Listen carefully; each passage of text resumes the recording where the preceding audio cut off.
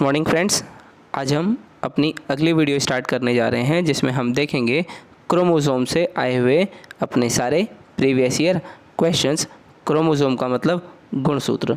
चलिए स्टार्ट करते हैं। पहला question, gene present on Y chromosome are called, मतलब जो जीन हमारे प्रेजेंट होते हैं वाई क्रोम्स में उन्हें हम क्या कहते हैं? तो उन्हें हम बोलते हैं होलेंड्रिक जीन्स। अगला क्वेश्चन है हमारा, how many combination of chromosomes are possible in the gamete formed from a diploid cell having 10 chromosome. कहने का मतलब है कितने कॉम्बिनेशन बन सकते हैं क्रोमोसोम के अगर एक डिप्लॉयड सेल में अगर कितने क्रोमोसोम हैं? 10 क्रोमोसोम। तो हमको पूछा गया है क्या बताने हैं? कॉम्बिनेशन बताना है क्रोमोसोम का। तो वो हमारे कॉम्बिनेशन होंगे 10 की पावर 2, मतलब 100 हमारे क्या बन सकते हैं? कॉम्बिनेशन ऑफ क्रोमोसोम संभव हैं 10 क्रोमोसोम से। ठीक है, चलते हैं फिर अपने अगले क्वेश्चन की ओर। अगले क्वेश्चन में हमसे पूछा गया है जो हमारा टर्मिनल एंड होता है क्रोमोसोम का उसे हम क्या बोलते हैं? जो टर्मिनल एंड होता है क्रोमोसोम्स उन्हें हम क्या बोलते हैं? तो उसको हम बोलते हैं टीलोमियर। ठीक है, और सेंट्रोमियर बीच में प्रेजेंट होता है क्रोमोसोम के। ठीक है, चलते हैं फिर अपने अगले क्वेश्चन की ओर। अगले क्वेश्चन में हमसे पूछा गया है क्रोमोसोम आर कंपोज्ड ऑफ, मतलब क्रोमोसोम जो हैं वो हमारे किससे बने होते हैं? तो जो हमारे क्रोमोसोम्स होते हैं वो किससे बने होते हैं? डीएनए, आरएनए और प्रोटीन से। ठीक है, तो चलते हैं अपने अगले क्वेश्चन की ओर। अगले क्वेश्चन में हमसे पूछा गया है जो अरेंजमेंट होता है होमोलोगस पेयर ऑफ क्रोमोसोम का उसको क्या बोलते हैं? तो उसको हम बोलते हैं क्या? इडियोग्राम। ठीक है, इडियोग्राम बोलते हैं जब होमोलोगस पेयर क्रोमोसोम के उनका क्या होता है? अरेंजमेंट। मान लो एक चार्ट आपने देखा होगा ना जिसमें क्रोमोसोम ऐसे अरेंज होते हैं, first number chromosome, second, third, fourth, fifth, six, seventh, eight, nine, 10th, ऐसे लास्ट में 22 पेयर तो होते हैं सेक्स ऑटोसोम्स, और लास्ट का जो पेयर होता है एक्स और वाई ये होता है हमारा सेक्स क्रोमोसोम। जिसमें एक्स वाई होता है वो होता है मेल, जिसमें एक्स एक्स होते हैं वो क्या होता है? फीमेल। तो यही अरेंजमेंट जो होता है क्रोमोसोम का इसे हम क्या बोलते हैं? इडियोग्राम। चलते हैं अगले क्वेश्चन की और अगले क्वेश्चन में हमसे पूछा है DNA sequences which can change their position are called. वो डीएनए के सीक्वेंस जो अपनी पोजीशन मतलब अपना स्थान बदल सकते हैं उन्हें हम क्या बोलते हैं? तो उन्हें बोलते हैं ट्रांसपोजोन्स। ठीक है, चलते हैं अगले क्वेश्चन की और अगले क्वेश्चन में हमसे पूछा गया है the phenomena in which a single gene influence more than one trait. वो फिनोमेना बताओ जिसमें एक जीन इन्फ्लुएंस कर सकता है एक से ज़्यादा ट्रेट्स को। तो उसे हम क्या बोलते हैं? प्लियोट्रॉपी। ठीक है, प्लियोट्रॉपी वो कंडीशन होती है जिसमें हमारा एक single gene influence more than one trait. ठीक है, तो ये याद रखना। अगला क्वेश्चन है हमारा जो हमारा हेटेरोक्रोमेटिन है इज़ जनरली इंसर्ट बिकॉज, बल्कि इंसर्ट नहीं आएगा यहाँ पे, इनर्ट आना चाहिए। Heterochromatin is generally inert because it is found around nucleus, it contains small amount of both DNA and RNA, या सी ऑप्शन है if contains small amount of DNA and large amount of RNA। C option था हमारा if contain small amount of DNA and large amount of RNA, या फिर it contain small amount of RNA large amount of DNA। कहने का मतलब है जो हमारा हेटेरोक्रोमेटिन है HETEROCHROMATIN हेटेरोक्रोमेटिन, कहने का मतलब है जब आप किसको स्टेन करते हो ना, जब आप इसको स्टेन करते हो तो आप उसको उसमें दो टाइप के अरेंजमेंट मिलते हैं। एक होता है EU क्रोमेटिन और दूसरा मिलता है हेटेरोक्रोमेटिन। ठीक है, तो कहने का मतलब है EU क्रोमेटिन होता है जो हमारा लाइट जोन होता है या फिर जहाँ पे स्टेनिंग क्या होती है बहुत कम होती है, और जो हमारा डार्क है या जो डार्क स्टेन जिसमें हमको देखने को मिलता है उसका हम क्या नाम रखते हैं? हेटेरोक्रोमेटिन। तो कहने का मतलब वो हेटेरोक्रोमेटिन डार्क वो है जो स्टेन हुआ है वो किस वजह से हुआ है? वो इस वजह से होता है क्योंकि उसमें जो क्या होता है RNA ज़्यादा होता है और DNA क्या होता है? कम। ठीक है, तो हमारा ऑप्शन नंबर सी क्या होगा? Correct answer. अगला क्वेश्चन है हमारा जीन्स आर मेड बाय, जो हमारे जीन्स होते हैं वो किससे बने होते हैं? ठीक है, तो जो हमारे जीन्स बने होते हैं वो किससे बने होते हैं? पॉलीन्यूक्लियोटाइड टाइट से। कहने का मतलब है ये क्या है, हमारा एक सबसे बड़ा डीएनए है या एक फ्रेगमेंट है डीएनए का एक टुकड़ा है। यहाँ से यहाँ तक हमने डीएनए का टुकड़ा लिया और इसमें अगर हम इस डीएनए को और छोटे छोटे भागों में काट देते हैं तो प्रत्येक ये जो कटा हुआ भाग है इसको हम क्या बोलेंगे, एक जीन। पहला जीन, दूसरा, तीसरा, चौथा, पाँचवा, छठा, सातवां, आठवां। तो कहने का मतलब है ये जो छोटा सा पार्ट है ये हमारा किससे बना होता है। तो ये किससे बना होता है आपको पता है, जो हमारा डीएनए है पूरा ये किससे बना होता है, न्यूक्लियोटाइड से, या मैं कहूँ पॉलीन्यूक्लियोटाइड से। तो जो इसका एक हिस्सा होगा वो भी किससे बना होगा, पॉलीन्यूक्लियोटाइड का ही बना होगा। या जब बहुत सारे न्यूक्लियोटाइड आपस में जुड़ के एक लंबी चेन बनाते हैं तो हम उसको क्या बोलते हैं, पॉलीन्यूक्लियोटाइड। चलते हैं अगले क्वेश्चन की ओर। अगले क्वेश्चन में हमसे पूछा गया है find out the correct sequence of genes arrange in lac operon. Lac operon का जो करेक्ट सीक्वेंस है जीन का वो हमको बताना है कि लैक ओपेरॉन में कौन किस अरेंजमेंट में लगा होता है, प्रमोटर, रेगुलेटर, स्ट्रक्चरल जीन या फिर ऑपरेटर, वो हमको ये बताना है। तो आप देखेंगे सबसे पहले क्या होता है, ऑपरेटर होता है, उसके बाद रेगुलेटर होता है, फिर प्रमोटर होता है, फिर क्या होता है हमारा स्ट्रक्चरल जीन, ठीक है, जिसमें आप पढ़ते हैं जेड, वाई और ए, यही पढ़ते हैं ना। तो मतलब सी ऑप्शन क्या है हमारा correct answer.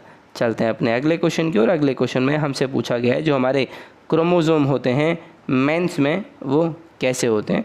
Chromosome of man are, जो क्रोमोसोम हैं मैन के वो कैसे होते हैं, वो मेटासेंट्रिक, सब मेटासेंट्रिक, एक्रोसेंट्रिक, तीनों मौजूद होते हैं। इसलिए हमारा ऑप्शन नंबर डी क्या होगा, ऑल ऑफ द अबव। अगले क्वेश्चन की ओर अगर हम चलते हैं तो अगले क्वेश्चन में हमसे पूछा गया है which of the following is the largest chromosome. मतलब जो क्रोमोसोम सबसे बड़ा होता है वो कौन सा होता है, वो होता है हमारा लैम्ब्रश क्रोमोसोम, ठीक है। तो चलते हैं अपने अगले क्वेश्चन की ओर। अगले क्वेश्चन में हमसे पूछा गया है maximum number of Barr body in a cell from Down syndrome female. कहने का मतलब है जो एक डाउन सिंड्रोम की कंडीशन होती है उसमें जो बार बॉडी होती है वो कितनी मिलती है। सिंपल सा कहने का मतलब बार बॉडी होती है जब एक एक्स क्रोमोसोम क्या हो जाता है, इनएक्टिव, या फिर इनएक्टिव एक्स क्रोमोसोम को ही हम क्या बोलते हैं, बार बॉडी। कहने का मतलब है अगर कोई नॉर्मल फीमेल है, फीमेल क्या होती है एक्स, उसमें एक एक्स जो होता है ना वो क्या होता है इनएक्टिव, मतलब ये क्या है मेरी बार बॉडी, ठीक है, और ये मेरा नॉर्मल एक्स रहेगा, ये है मेरी बार बॉडी। तो कहने का मतलब है अगर मान लो कोई फीमेल है तो उसमें कितनी बार बॉडी मिलेगी, एक मिलेगी, क्योंकि उसमें मान लो अगर 2 एक्स क्रोमोसोम हैं तो एक तो रहेगा नॉर्मल, लेकिन जो दूसरा एक्स क्रोमोसोम है वो क्या हो जाएगा इनएक्टिव, ठीक है। तो नॉर्मल फीमेल में एक बार बॉडी देखने को मिलती है। चलो अब बात करते हैं मेल की। तो देखो मेल में क्या होता है, एक एक्स और एक वाई। वाई तो वाई है, नॉर्मल है, लेकिन एक्स जो होता है वो भी तो नॉर्मल होता है, ठीक है। मान लो अगर किसी में एक एक्स्ट्रा क्रोमोसोम आ जाए तो इसका मतलब है वाई जो रहेगा वो भी नॉर्मल है, एक्स जो है हमारा वो भी नॉर्मल है, लेकिन ये जो हमारा एक्स है ये क्या हो जाएगा, इनएक्टिव हो जाएगा। इनएक्टिव हो जाएगा मतलब इस इनएक्टिव एक्स क्रोमोसोम को ही हम क्या बोलते हैं, बार बॉडी। मतलब अब इस कंडीशन में इसके पास जो ये एक्स एक्स वाई कंडीशन थी, इसके पास कितनी बार बॉडी है, एक बार बॉडी मौजूद है, ठीक है। यही है ना कहने का मतलब, ठीक। चलते हैं फिर अपने इसी क्वेश्चन की और। इस क्वेश्चन में हमसे पूछा गया है डाउन सिंड्रोम। तो जैसा कि हमको पता है डाउन सिंड्रोम में पूछा गया है female, down syndrome female, female का मतलब है एक्स वाई, ठीक है। और जिसकी आप बात कर रहे हैं डाउन सिंड्रोम में होता क्या है, ट्राइसोमी होती है 21 नंबर के क्रोमोसोम में। तो हमको उससे तो मतलब ही नहीं है, क्योंकि हमें तो अपने एक्स से मतलब है, क्योंकि जो एक्स इनएक्टिव होगा वही तो क्या बनाएगा, हमारी बार बॉडी, है ना, बार बॉडी वही तो बनाएगा। तो इसमें जो हमारा होता है वो क्या होगा, देखो हमारा क्या था, ट्राइसोमी इसकी थी, किस में पूछा है, डाउन सिंड्रोम फीमेल में। कहने का मतलब है ट्राइसोमी मैंने तुम्हें बता दिया, ट्राइसोमी होती है 21 की, ठीक है। फीमेल में पूछा है, फीमेल का मतलब एक्स एक्स वाली क्या होगी, कंडीशन होगी। अब यार देखो अब ये तो नॉर्मली कंडीशन हो गई, एक एक्स तो हमारा होता ही है, जो दूसरा एक्स होता है वो हमारा क्या हो जाता है इनएक्टिव, और इसी इनएक्टिव एक्स क्रोमोसोम को हम क्या बोलते हैं, बार बॉडी, ठीक है। बार बॉडी ये इसमें कितनी है, एक। तो कहने का मतलब है जो हमारा ये सिंपल डाउन सिंड्रोमी वाली फीमेल है इसमें भी एक बार बॉडी हमको देखने को मिलती है। तो हमारा आंसर क्या होगा इसका, 1। ठीक है, चलते हैं अगले क्वेश्चन की ओर। अगले क्वेश्चन में हमसे पूछा गया है जो हमारा मेजर केमिकल कंपोनेंट है किसका, क्रोमोसोम का, वो क्या होता है। DNA, RNA, histone and non histone proteins beside there is one very important inorganic chemical. कहने का मतलब है क्रोमोसोम में डीएनए है, आरएनए है, हिस्टोन है और नॉन हिस्टोन प्रोटीन है। इसके अलावा भी एक इम्पॉर्टेंट इनऑर्गेनिक केमिकल है जिसका नाम बताओ। तो वो होता है हमारा कैल्शियम। ठीक है, कैल्शियम ही होता है क्या, सोचो बताओ, कैल्शियम होता है। ठीक है, इसमें क्या होता है, कैल्शियम ही मौजूद होता है। ठीक है, मैग्नीशियम तुम सोच रहे होगे लेकिन वो मैग्नीशियम यहाँ पे प्रेजेंट नहीं होता है। ठीक है, चलते हैं अगले क्वेश्चन की ओर। अगले क्वेश्चन में हमसे पूछा गया gene present on Y chromosome are called. जो जीन वाई क्रोमोसोम पे प्रेजेंट होते हैं वो क्या कहलाते हैं, तो वो होते हैं होलैंड्रिक जीन्स। चलते हैं अगले क्वेश्चन की ओर। अगले क्वेश्चन की ओर चलते हैं। अगले क्वेश्चन में हमसे पूछा गया है Klinefelter syndrome is caused by the presence of, मतलब पूछा गया है कि क्लाइनफेल्टर सिंड्रोम में इसमें से कौन सी कंडीशन देखने को मिलती है। तो देखो, क्लाइनफेल्टर सिंड्रोम का मतलब होता है XXY। ठीक है, XXY का मतलब होता है दो तो X रहेंगे, एक क्या रहेगा, Y, वही हमको बताना है, मतलब 2X 1 Y। हमारा ऑप्शन नंबर बी क्या है, करेक्ट है। चलते हैं अगले क्वेश्चन की ओर। अगले क्वेश्चन में हमसे पूछा गया है the process of determination of sequence of gene on A chromosome is term. कहने का मतलब है एक है हमारे पास क्रोमोसोम, या फिर एक मैंने सिंपल सा बता दिया है क्रोमोसोम, एक हमारा क्रोमोसोम है। ठीक है, उसमें हमें जीन की सीक्वेंस बतानी है। ठीक है, तो वो हम किस तरीके से बताएंगे, तो वो हम बताएंगे क्रोमोसोम मैपिंग से, या क्रोमोसोमल मैपिंग वो तरीका है जिससे हम एक किसकी सीक्वेंस बता सकते हैं, जीन्स की। चलते हैं अगले क्वेश्चन की ओर। अगले क्वेश्चन में हमसे पूछा गया है जो लैम्ब ब्रश क्रोमोसोम है ये कब बनते हैं, तो ये बनते हैं हमारे मियोसिस, जब बहुत दिनों तक रहती है तो उसमें क्या बनते हैं, लैम्प ब्रश क्रोमोसोम्स। चलते हैं हमारे अगले क्वेश्चन की ओर। अगले क्वेश्चन में हमसे पूछा गया है जो हमारे क्रोमेटिड्स होते हैं joint together by A duplicated but unseparated centromere, मतलब जो हमारे क्रोमेटिड होते हैं वो जॉइन रहते हैं, ठीक है, डुप्लीकेटेड लेकिन अनसेपरेटेड सेंट्रोमियर, मतलब उनका जो सेंट्रोमियर होता है वो सेपरेट नहीं होता है। कहने का मतलब है ये वाली कंडीशन हमको बताई गई है। ठीक है, कहने का मतलब है ये है एक क्रोमेटिड, मान लो इसमें बोला गया है ये क्या है, ये सेंट्रोमियर है, ये सेपरेट नहीं होता है। ठीक है, और क्रोमेटिड क्या रहे हैं, जुड़े रहे हैं, तो हम इस कंडीशन को क्या बोलते हैं, या फिर इसे बोलते हैं सिस्टर क्रोमेटिड्स बोलते हैं। ठीक है, हमारा आंसर ऑप्शन नंबर ए होगा। चलते हैं अगले क्वेश्चन की ओर। अगले क्वेश्चन में हमसे पूछा गया है जो हमारे वी शेप्ड जो क्रोमोसोम्स होते हैं, या जो वी आकार का गुणसूत्र होता है वो कौन से होते हैं, तो वो होते हैं हमारे मेटासेंट्रिक। ठीक है, जब मेटासेंट्रिक प्लेट पे हमारे क्रोमोसोम ऐसे अरेंज होते हैं उसे हम क्या बोलते हैं, वी शेप। ठीक है, यही होती है ना मेटासेंट्रिक प्लेट, जहाँ पर बहुत सारे क्रोमोसोम एक ही प्लेट पर आके अरेंज हो जाते हैं, इसे कहते हैं हम एक प्लेट या एक लाइन जहाँ पर हमारे सारे क्रोमोसोम अरेंज हो जाते हैं। ठीक है, चलते हैं अपने अगले क्वेश्चन की ओर। अगले क्वेश्चन में हमसे पूछा गया है जो टर्नर सिंड्रोम में हमें क्या देखने को मिलता है, तो टर्नर सिंड्रोम में हमें क्या देखने को मिलता है, 45 + X0 ये देखने को मिलता है ना। तो देखो हमारा क्या है इसमें 45। ठीक है, चलते हैं फिर अगले क्वेश्चन की ओर। अगले क्वेश्चन में हमसे पूछा गया है क्या polytene chromosome is first observant, जो हमारे पॉलीटीन क्रोमोसोम है वो सर्वप्रथम या सबसे पहले किस में देखा गया था। ए है हमारा house fly, option number B है हमारा हनी बी, सी है हमारा ड्रोसोफिला और डी है हमारा नन ऑफ दिस। तो बताओ हनी बी, ड्रोसोफिला या इनमें से किसी में नहीं। तो देखा जाए तो जो हमारा वो क्रोमोसोम होता है वो किस में मिलता है, इनमें से किसी में भी नहीं मिलता है। ठीक है, देखो जो हमारे क्या होते हैं, हमारे पॉलीटीन क्रोमोसोम होते हैं, POLYTENE पॉलीटीन क्रोमोसोम होते हैं। इनको सबसे पहले किसने खोजा था, बाल्बियानी ने। ठीक है, BALBIANI बाल्बियानी ने खोजा था। और किस में खोजा था उसका मैं आपको नाम बता देता हूँ, CHIRONOMOUS किरोनोमस, किसमें TANUS इसमें खोजा था सबसे पहले, किरोनोमस टेंटेनस में। इसके बाद ये इन्होंने किस में देखे, ड्रोसोफिला में भी इन्होंने ये देखे, क्या देखे, बालबियानी रिंग। ड्रोसोफिला में देखे, उसके बाद इन्होंने इसको इंसेक्ट में भी देखे, क्या देखे, यही बालबियानी रिंग, ठीक है। लेकिन हमारा जो सबसे पहले देखे वो इसमें ऑप्शन नहीं था, इसलिए नन ऑफ दीज आंसर होगा। चलते हैं अगले क्वेश्चन की ओर। अगले क्वेश्चन में हमसे पूछा गया है जो हमारा क्रोमेटिन होता है इसमें क्या चीज़ उपस्थित होती है। तो इसमें क्या होता है, जो हमारा क्रोमेटिन होता है वो किससे बना होता है, वो बना होता है डीएनए, आरएनए और हिस्टोन से, ठीक है। तो हमारा ऑप्शन नंबर डी क्या होगा, करेक्ट आंसर। चलते हैं अगले क्वेश्चन की ओर। अगले क्वेश्चन में हमसे पूछा गया है जो हमारे क्रोमोसोम्स होते हैं वो किससे बने होते हैं, या फिर गुणसूत्रों में क्या क्या होता है। तो गुणसूत्र किससे बने होते हैं, तो हमारे जो गुणसूत्र होते हैं उनमें क्या होता है, डीएनए होता है, आरएनए होता है, हिस्टोन प्रोटीन होती है और नॉन हिस्टोन प्रोटीन्स भी हमको देखने को मिलती है। मतलब डीएनए होगा, आरएनए होगा, हिस्टोन होगा और नॉन हिस्टोन प्रोटीन्स होगी। चलते हैं अगले क्वेश्चन की ओर। अगले क्वेश्चन में हमसे पूछा गया है इनमें से कौन सा क्या है, लार्जेस्ट क्रोमोसोम, मतलब निम्नलिखित में कौन सबसे बड़ा गुणसूत्र होता है। तो जैसे कि हमको पता है जो हमारा लैम्ब्रस क्रोमोसोम होता है ये क्या होता है, सबसे बड़ा गुणसूत्र होता है, ठीक है। चलते हैं फिर अपने अगले क्वेश्चन की ओर। अगले क्वेश्चन में हमसे पूछा गया है जो हमारे सेंट्रियोल्स होते हैं वो किस में मिलते हैं, मतलब तारक केंद्र पाया जाता है एनिमल सेल में, रेड एल्गी में, प्रोकैरियोट्स में या फ्लोरिंग प्लांट्स में। तो जब भी आपको बोला जाए सेंट्रियोल्स तो ये हमारे मिलते हैं एनिमल सेल्स में, मतलब प्राणी कोशी में।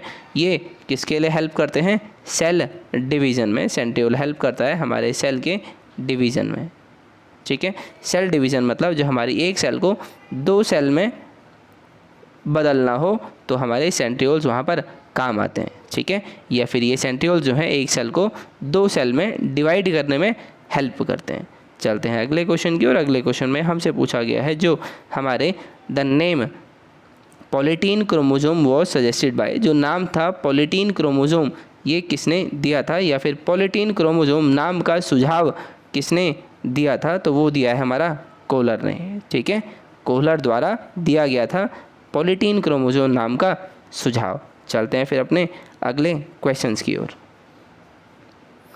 अगला क्वेश्चन है हमारा, इसमें देखो कहानी वहानी पढ़ोगे ना पूरी तो तुम्हें एक बात समझ में आएगी, तुम्हें कंडीशन बतानी है 47 + XXY। अब तो भैया देखो जिसने एनसीईआरटी पढ़ी होगी तो उसने इसको ये इस कंडीशन के बारे में भी पढ़ा होगा जो कि क्या है 47 + XXY।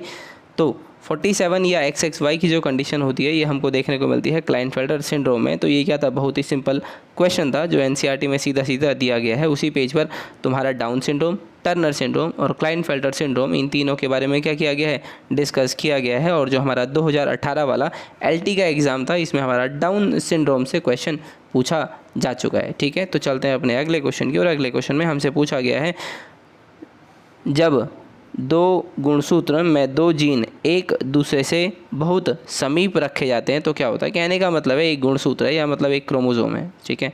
क्रोमोसोम का सस्ता सा डायग्राम बनाया हूँ, इसमें इसका बीच वाला पोर्शन है। क्या कहा गया है कि ये दो क्या हैं, जीन, एक ये दो जीन है और ये दूसरा जीन है। कहा गया है कि एक क्रोमोसोम है तो इस पर दो जीन हैं और जिनके बीच की दूरी क्या है, बहुत ही कम है।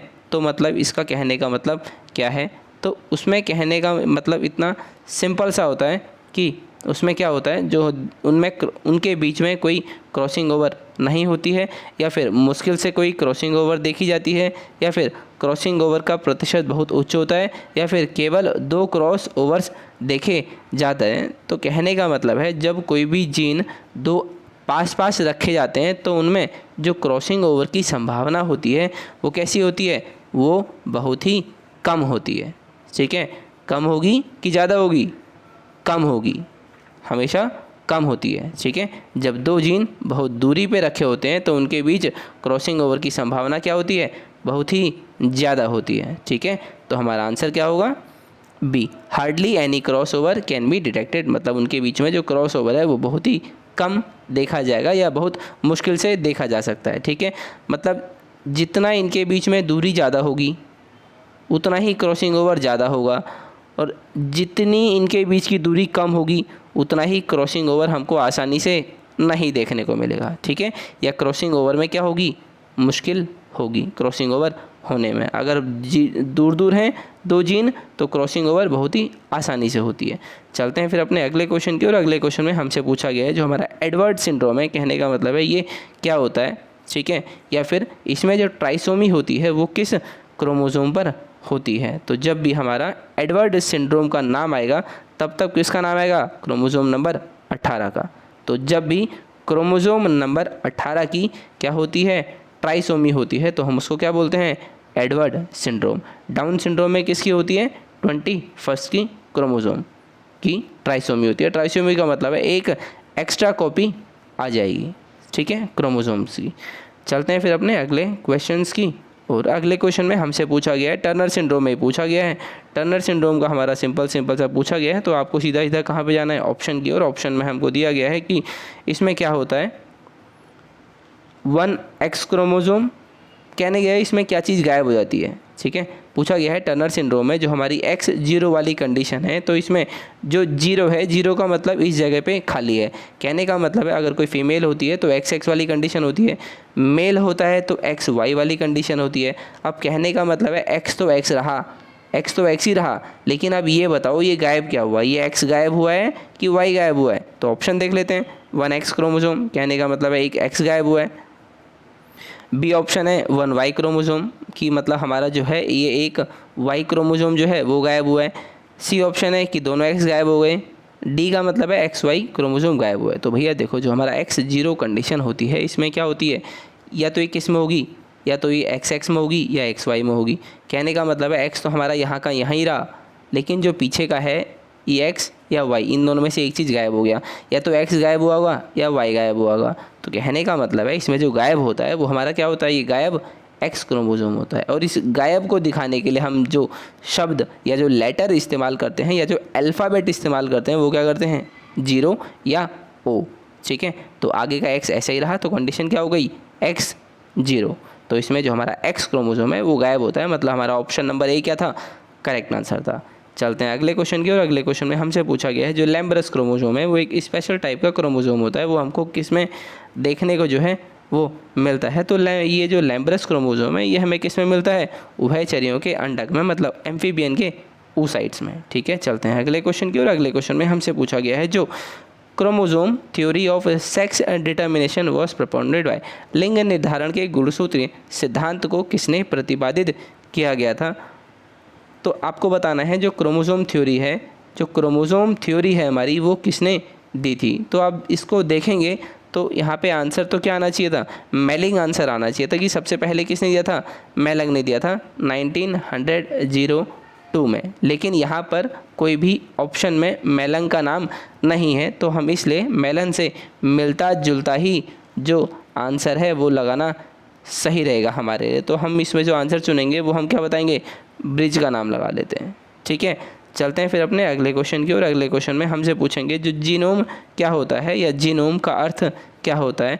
तो जीनोम का अर्थ होता है हमारा क्या, जीवन का जीवन सूत्र होता है, या फिर एक द्विणित कोशिका में जीन्स की कुल संख्या होता है, या फिर एक युग्म में गुण सूत्रों की कुल संख्या है, या फिर जीव में गुण सूत्रों की कुल संख्या। तो आप जब भी जीनोम की बात करेंगे तो क्या होता है, टोटल नंबर ऑफ जीन, इतना याद कर लेना। मतलब एक द्विगुणित कोशी में जीन्स की कुल संख्या, जब भी जीन्स की कुल संख्या का नाम आए तो मतलब वहाँ पे किसकी बात करी जा रही है, जीनोम की बात करी जा रही है। मतलब हमारा option number A correct answer होगा। चलते हैं अगले क्वेश्चन की। और अगले क्वेश्चन में हमसे पूछा गया है the chromosome as a thread like structure in nucleus was first describe by, मतलब जो क्रोमोसोम होता है वो एक धागे जैसी क्या है, संरचना है। इसको सबसे पहले किसने इसका वर्णन किया था, मेंडल ने, स्ट्रैसबर्गर ने, डार्विन ने या लेविट्स्की ने। तो इसको सबसे पहले ऐसा बताया था किसने, स्ट्रैसबर्गर ने, ठीक है। इन्होंने बोला था जो क्रोमोसोम होता है वो हमारे एक धागे जैसी संरचना बनाता है, किसमें, न्यूक्लियस में, ठीक है। चलते हैं फिर अपने अगले क्वेश्चन की। और अगले क्वेश्चन में हमसे पूछा गया है the technique of insertion of a desired gene into DNA of plasmid vector. मान लो एक क्या है मेरे पास वेक्टर है या एक प्लाज्मिड है। प्लाज्मिड आपको बता दिया मैंने बैक्टीरिया जब पढ़ाया था कि क्या होता है उसमें, सर्कुलर होता है, ठीक है, सर्कुलर होता है। मान लो मेरे पास एक डीएनए पड़ा है, ठीक है, इस डीएनए को मैंने इस प्लाज्मिड के अंदर डालना है, तो उस तरीका या उस टेक्निक का नाम बताना है, ठीक है। तो देखते हैं अपने ऑप्शन। पहला ऑप्शन है जीन स्प्लाइसिंग, अगला ऑप्शन है जीन रेसिंग, अगला ऑप्शन है जीन क्लोनिंग या फिर जीन ड्राफ्टिंग। तो जो हमारा ये तरीका होता है जिसमें क्या किया जाता है, हमारे डीएनए को किस में डाला जाता है, हमारे प्लाज्मिड वेक्टर के अंदर हमारे क्या डीएनए को डालते हैं, तो उसको हम क्या बोलते हैं, जीन ड्राफ्टिंग बोलते हैं। ठीक है, जीन ड्राफ्टिंग कहलाता है ये। तो चलते हैं अपने अगले क्वेश्चन की ओर। अगले क्वेश्चन में हमसे पूछा गया है, एक dark stain Barr body called Barr body found in the nucleus of certain cell is modification of. कहने का मतलब है एक कोशिका है, कोशिका में अगर फीमेल है तो क्या होगी, कैरियोटाइप एक्स और एक्स होगा। इसमें हमारा एक एक्स तो होता है नॉर्मल, लेकिन जो दूसरा एक्स होता है वो क्या होता है, इनएक्टिवेट होता है। इनएक्टिवेट होने के कारण वो एक डॉट की तरह बन जाता है, या एक वो एक्स क्या होता है, इनएक्टिव, उसका कुछ काम वाम नहीं होता है, तो हमें एक बार बॉडी हमने उसको नाम देते हैं। ठीक है, उसे हम क्या बोलते हैं, बार बॉडी, मतलब इनएक्टिव एक्स क्रोमोसोम को। ठीक है, तो वास्तव में क्या होता है, वो एक एक्स क्रोमोसोम, तो वो हमें सिर्फ फीमेल में देखने को मिलता है। ठीक है, मान लो कभी आपको एक ऐसे दिया जाए, एक्स और एक्स दे दिया, बोल दिया आपको इसमें बार बॉडी की संख्या बताओ, तो आपको सिंपल सा करना है, जितने भी एक्स क्रोमोसोम हैं, एक्स क्रोमोसोम की गिन लेने हैं, कितने हैं, 2 एक्स क्रोमोसोम, उसमें से एक माइनस कर देना है, आपकी वो क्या होगा, हमें आंसर हमेशा बार बॉडी। ठीक है, यहाँ पे 2 एक्स है तो आपका बार बॉडी 1 होगी। मान लो कोई ऐसी कंडीशन दे दे, X X X X 4 X और 1 वाई, पूछ ले तुमसे कि भैया बार बॉडी बताओ। एग्जामिनर अपने आप को क्या समझ रहा है यहाँ पे, तेज, लेकिन आप क्या हो, उससे भी तेज। आपको पता है सीधे गिन लेने हैं, 1 2 3 4, 4 हैं एक्स, 1 माइनस कर दो, कितने हो गए टोटल, 3। तो हमारा क्या मतलब, उस सेल में क्या है, 3 बार बॉडी हैं। ठीक है, तो ऐसे निकालना है बार बॉडी का नंबर। ठीक है, मान लो ऐसे पूछ लिया, X X Y Y Y, कहने का मतलब टोटल एक्स कितने हैं, 2, उनमें से 1 माइनस कर दो, मतलब 1। अगर मान लो तुमसे ये पूछ ले, एक्स और वाई पूछ ले, अब बताओ, अब कैसे बताओगे, टोटल नंबर कितना है एक्स का, 1, 1 ही माइनस कर दो, कितने हो गए, 0, मतलब इस सेल में बार बॉडी मौजूद नहीं होगी, आंसर क्या होगा, 0। ठीक है, तो देख लेते हैं अपने यार क्वेश्चन। इसमें से हमसे पूछा था कि जो डार्क स्टेनिंग बार बॉडी है वो किसकी मॉडिफिकेशन होती है, तो मॉडिफिकेशन है एक्स क्रोमोसोम का। ठीक है, मॉडिफिकेशन बोलो या मैं बोलूँ, इनएक्टिव एक्स क्रोमोसोम को ही हम क्या बोलते हैं, बार बॉडी बोलते हैं। चलते हैं अगले क्वेश्चन की ओर। अगले क्वेश्चन में हमसे पूछा गया है, जो हमारी बाल्बियानी रिंग है वो किस में देखने को मिलती है, तो ये हमें देखने को मिलती है पॉलीटीन क्रोमोसोम में। चलते हैं अपने अगले क्वेश्चन की ओर। अगले क्वेश्चन में हमसे पूछा गया है, जो X0 वाली क्रोमोसोम एबनॉर्मेलिटी है वो किस में देखने को मिलती है, तो वो मिलती है हमको किस में, टर्नर सिंड्रोम में, डाउन सिंड्रोम में ट्राइसोमी होती है, एडवर्ड सिंड्रोम में 18 में ट्राइसोमी होती है, और क्लाइनफेल्टर में होता है XXY कंडीशन देखने को मिलती है। चलते हैं अपने अगले क्वेश्चन की ओर। अगले क्वेश्चन में हमसे पूछा गया है, SAT chromosome in human genome are, मतलब जो हमारा SAT क्रोमोसोम है इन ह्यूमन जीनोम आर, मतलब सेट गुणसूत्र मानव जीनोम में होता है 13 14 15, 13 14 15 21 22, 11 12 13 16 17, या फिर क्या वो एब्सेंट होता है, तो नहीं, ये मौजूद होता है। ये किस में होता है, 13 14 15 21 और 22 में होता है सेट क्रोमोसोम। ठीक है, चलते हैं फिर अगले क्वेश्चन की ओर। अगला क्वेश्चन है हमारा, diagrammatic representation of chromosome is called, मतलब गुणसूत्रों का चित्रात्मक प्रदर्शन क्या कहलाता है। तो आपको पता होगा, जब भी हम गुणसूत्रों का चित्रात्मक प्रदर्शन करते हैं तो हम उसको क्या बोलते हैं, इडियोग्राम, IDIOGRAM, इडियोग्राम कहते हैं। चलिए फिर एक बार ऑप्शन भी देख लेते हैं।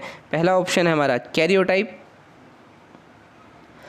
अगला ऑप्शन है हमारा इडियोग्राम, अगला ऑप्शन है कार्डियोग्राम या फिर क्रोमोग्राफ। तो जैसा कि मैंने बताया, इडियोग्राम क्या है इसका करेक्ट आंसर। चलते हैं अपने अगले क्वेश्चन की ओर। अगले क्वेश्चन में हमसे पूछा गया है, characteristic dihybrid ratio for complementary gene, complementary gene के लिए डाईहाइब्रिड रेशियो बताओ, वो क्या होता है हमारा 9:7। चलते हैं अपने अगले क्वेश्चन की ओर। अगले क्वेश्चन में हमसे पूछा है, when the centromere is located at the apex, मतलब टिप पे क्रोमोसोम रहे।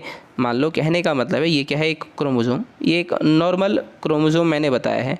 ठीक है, नॉर्मल क्रोमोसोम, ये क्या है बीच का, इसका सेंट्रोमियर, इसको हम क्या बोलते हैं, सेंट्रोमियर। मान लो ये सेंट्रोमियर बीच में ना होके कहाँ हो जाए, ये मेरा क्रोमोसोम है, ये कहाँ हो जाए, एक टिप पर हो जाए। कहने का मतलब है यहाँ पर मौजूद हो क्रोमोसोम। अब इसका डायग्राम ऐसा नहीं, ऐसा बनेगा, देखो ठीक है, ऐसा डायग्राम बनेगा इसका, क्योंकि अगर ये क्रोमोसोम अपने नॉर्मल पोजीशन से ऊपर की ओर सरकेगा तो इसका डायग्राम कैसा बनेगा, ऐसा बनेगा। मतलब एक तरफ बहुत छोटा रह जाएगा और दूसरी तरफ क्या होगा, बहुत बड़ा क्रोमोसोम रहेगा, और बीच में क्या रहेगा इसका, ये सेंट्रोमियर। तो मतलब एक टिप पर, जब टिप पर प्रेजेंट हो क्या, मेरा ये सेंट्रोमियर, तो हम इस कंडीशन को बोलते हैं टीलोसेंट्रिक क्रोमोसोम। ठीक है, उस क्रोमोसोम को कहते हैं टीलोसेंट्रिक क्रोमोसोम, और इस कंडीशन को हम बोलते हैं टीलोसेंट्रिक। ठीक है, अगर यही मिडल पार्ट में होता, ये जो मेरा ये सेंट्रोमियर है, ये क्रोमोसोम के बिल्कुल बीच में होता, तो हम इसको क्या बोलते, मेटासेंट्रिक। ठीक है, एक्रोसेंट्रिक जब बोलते जब हम इसको थोड़ा सा ऊपर की तरफ होता। ठीक है, एक्रोसेंट्रिक का मतलब होता जब ये एक किनारे पर होता। ठीक है, सब मेटासेंट्रिक होता है जो बीच में से है, इसमें से थोड़े से ऊपर की ओर। यहाँ पे अगर कोई मेरा सेंट्रोमियर होता तो हम इसको क्या बोलते, सब मेटासेंट्रिक। चलते हैं अगले क्वेश्चन की ओर। अगले क्वेश्चन में हमसे पूछा गया है genes are mainly made up of. Genes किससे बने होते हैं, तो हमको भैया पता है किससे बने होते हैं, डीएनए से बने होते हैं, क्योंकि इसमें और ऑप्शन या फिर न्यूक्लियोटाइड का ऑप्शन नहीं दे रखा है।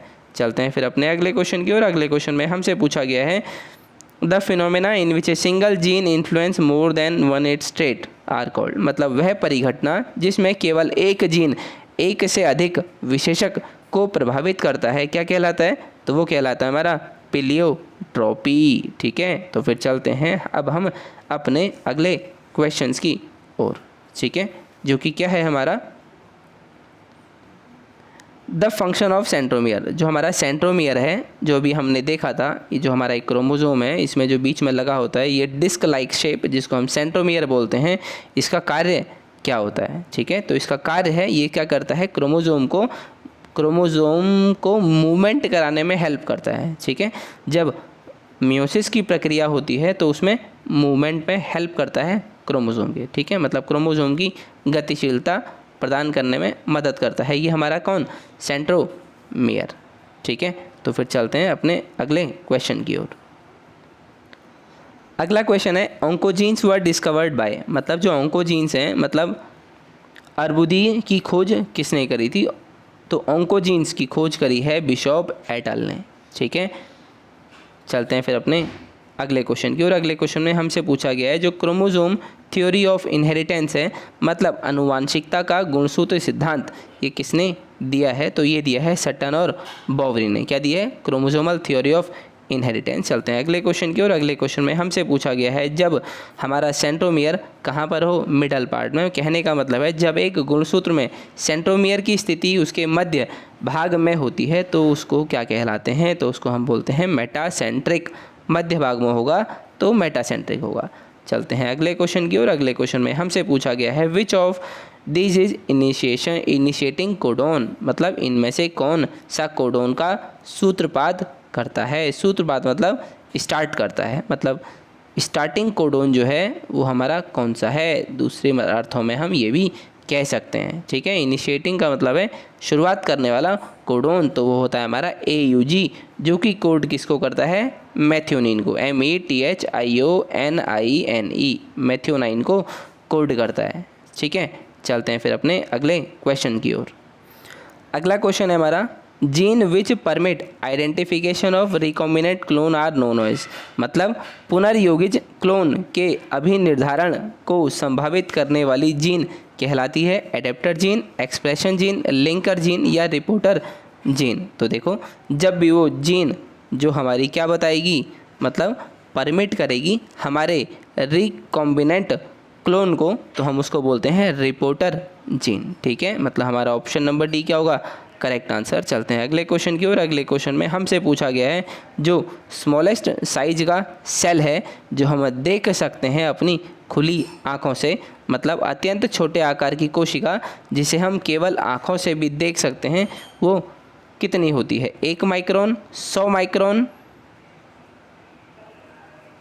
10 माइक्रोन या फिर 1000 माइक्रोन। तो वो सेल जिसको हम खुली आंखों से देख सकते हैं वो कितने की होनी चाहिए, 10 माइक्रोन की होनी चाहिए, तभी हम उसको अपनी खुली आंखों से देख सकते हैं। अगला क्वेश्चन है हमारा, chromosome map for first time was prepared by. जो क्रोमोसोम का मैप होता है वो सबसे पहले किसने बनाया था? ब्रिज ने, वॉटसन ने, मॉर्गन ने या हॉली ने? तो वो बनाया था सबसे पहले टी.एच. मॉर्गन ने। ठीक है, चलते हैं फिर अपने अगले क्वेश्चन की ओर। अगले क्वेश्चन में हमसे पूछा गया है जो लैम्प ब्रश क्रोमोसोम है वो किसके oocyte में हमको देखने को मिलता है? तो जैसे कि हमको पता है ये एम्फीबियंस जो हैं उनके oocyte में, बर्ड्स और रेप्टाइल के oocytes में, और स्टारफिश और इंसेक्ट के oocyte में भी देखने को मिलता है। तो कहने का मतलब है हमारा option number D, all of the above, मतलब उपयुक्त सभी, क्या होगा इसका सही जवाब। ठीक है, तो चलते हैं आज के इस वीडियो के आखिरी प्रश्न की ओर, जो कि क्या है हमारा, बारबियारा मेलिंगटोंक डिस्कवर्ड, मतलब जो हमारे बारबारा मेलिंगटोंक ने संशोधित किया गया था, या संशोधित बोल दो, या इन्होंने क्या खोजा था? ट्रांसपोजोन्स, कॉस्मेट्स, प्लाज्मेट्स या प्रायोन्स? तो जो हमारे बारबेरिया मैक्लोंटिक हैं इन्होंने क्या खोजे थे? ट्रांसपोजोन्स। ठीक है, हमारे ट्रांसपोजोन्स को खोजने की जो श्रेय जाता है वो किसको जाता है? बारबेरिया मैक्लिंटॉक को। तो देखिए ये थे हमारे अभी तक के सभी एग्ज़ाम्स में आए हुए गुणसूत्र से संबंधित प्रश्न। ठीक है, बाकी हम आपसे मिलेंगे अगले वीडियो में कुछ और नए प्रश्नों के साथ।